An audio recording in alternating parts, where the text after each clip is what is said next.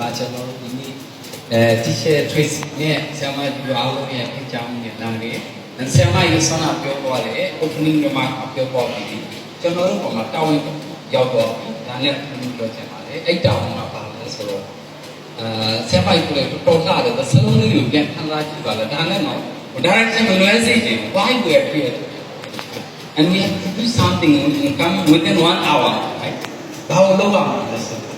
talent in action not easy no talent in violence action talent sort in terms of skill sort လက်တွေ့လာလုပ်ရတော့ in action and violence education expo ပါ so ကျွန်တော်တို့ကဒီမှာ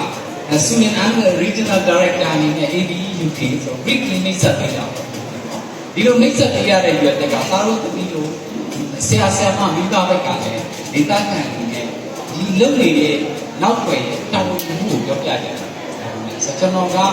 အဲ UK ရဲ့ Regional South East Asia မှာတာဝန်ယူနေတယ်ဆိုတော့ဖြစ်တယ် Vietnam ဒေသမြန်မာတို့အားလုံးတော့ကျွန်တော်တို့ဒီလိုကြောင်းနေမှာ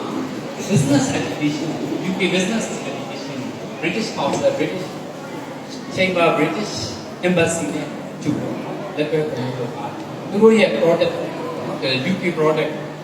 အဲ့ဒီကနေ Chef Tracy တို့နဲ့စုံပြီးတော့ရောက်လာတယ်ဆိုတော့လမ်းစဉ်မှာအစောကဆရာမကြီးပြောသွားပြီဘာလို့ပြရလဲဆိုတော့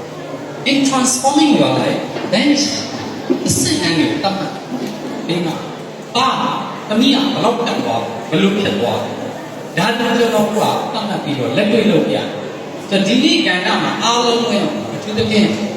ကားလို့သမီးတို့နဲ့ကြွားအမိကလည်းပါတယ်ဆရာဆရာမတွေလည်းဒီ section တွေဘာ expect ဘာလေးတွေလုပ်ပါအဲ့ဒါ